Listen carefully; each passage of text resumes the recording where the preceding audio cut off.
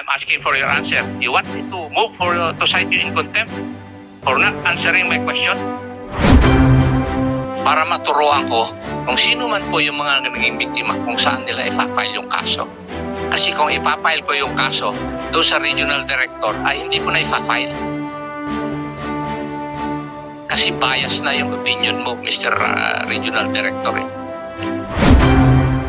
May I ask the regional director, you have seen the video presentation, right? And you have listened to the testimonies of the persons or supposedly allegedly victims of wrongdoings of your police force, right? Ganon din po siguro yung provincial director. Nakita mo rin yung ebidensya, narinig mo rin yung side ng mga resource persons natin na naging biktima ng mga allegedly by your policemen. Ganon din yung hepe at saka yung intelligence officer. Di po ba? Matanong ko nga kayo, Regional Director, sino kaya ang nagsasabi ng totoo? Tinatanong ko po kayo, RD, after seeing all the pieces of evidence and listening to the testimonies of your people and of the alleged victims of your people, sino po kaya nagsasabi ng totoo? Will you please answer? Yes, sir. Ano ang yes, sir? The court will decide who is telling the truth. Anong korte ang nagsasabi? Anong korte ang sinasabi mo? Wala naman sinasabi rito korte eh. Being the regional director of Tinatanong kita sa ang iyong personal opinion after listening to the testimonies and looking at the video which will apply, ano sa tingin mo? Akala mo kasi titigil doon yung pagtatanong ko eh. Alin na mas magandang puntos? Personally, sir, parehas pa rin sila. Parehas. How about the provincial director of Laguna? What is your personal opinion? Sir, based on the records provided by the San Pedro City, sir. Hindi ko po sinasabi. Yung records ng San Pedro. You listen to my question. Yes, sir. Ang tanong ko, nakinig ka sa testimonies ng iyong mga tao at ng mga tao na naging biktima ng iyong mga tauhan at saka yung video. Ano ang personal opinion mo? Sino ang mas may magandang punto? At mapapatunayan po yan na sila po ang nandiyan, then we will conduct a thorough investigation, sir. Hindi ko naman tinatanong kung ano yung gagawin mo eh. Ang tinatanong ko sa iyo, anong nasa isip mo ngayon? We will provide, sir, yung necessary I am steps, sir. not asking what you will provide. I am asking, ano sa tingin mo ang nasa tama? Sir, Yung mga tauhan o yung mga kuhan? based sa record, sir, I will stand with the report, sir, ng ating PNP, sir, San Pedro po, sir. Yung chief of police, may I ask? Sir, we will wait for the Hindi ko po tinatanong yun. Ang tanong ko sa iyo, ano sa tingin mo ang nasa tama? Yung tauhan mo mismo o yung mga naging biktima? Sir, we will wait for the investigation po, sir. I'm asking for your answer. You want me to move to cite you in contempt for not answering my question? Ha?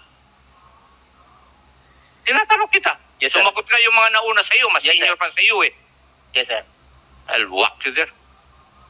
Ano ang sagot mo?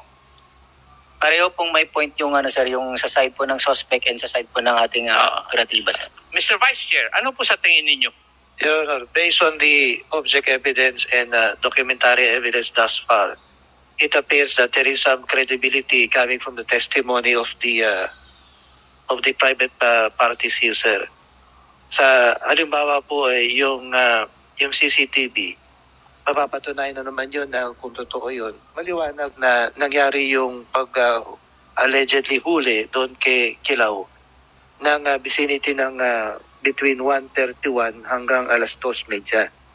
At subalit doon sa kanilang mga sinumpang salaysay, mga 7:30, 7:40 daw.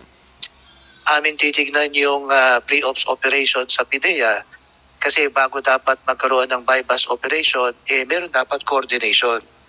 Meron dapat intelligence case build-up muna bago mag-conduct ng bypass operation.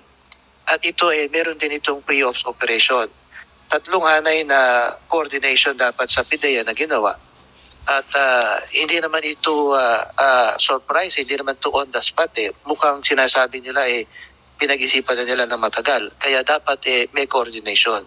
Ang dahilan kung bakit ganun ang tanong ko, para maturuan ko kung sino man po yung mga naging biktima, kung saan nila ipa-file yung kaso. Kasi kung ipafile ko yung kaso doon sa regional director, ay hindi ko na ipa-file. Kasi bias na yung opinion mo, Mr. Regional Director. Tama yung sinasabi ni Vice Chairman. Kaya I would advise yung Attorney Leonardo, kayo po ba magpa-file ng kaso? O hindi? Kung kayo magpa-file ng kaso, huwag nyo nang i-file sa Regional Director yung kaso. Kasi bias na Kitang-kita naman Any person in his right mind after seeing this, knowing that the CCTV will not lie, papaboran ko yung mga nagre-reklamo. And in the spirit of transparency, yung unang kaso, kung bakit nasusundan ito ay dahil doon sa kaso na nangyari sa Antipolo at na-dismiss yung mga involved doon. So in the spirit of transparency, I will see to it na yung mga tao yan ay madi-dismiss at mapapailan ng criminal case as I did doon sa mga pulis na nag-operate doon sa syudad ng Antipolo. I am amazed, General Gases, na gano'n ang pag-iisip mo, being the RT. There's a limit to protecting your men and upholding their moral and welfare. Alam niyo po ba yung rules dito sa participation ng mga abogado? Yes, Your Honor. Yes, thank you. I'm just reminding of you of the rules. Ano po?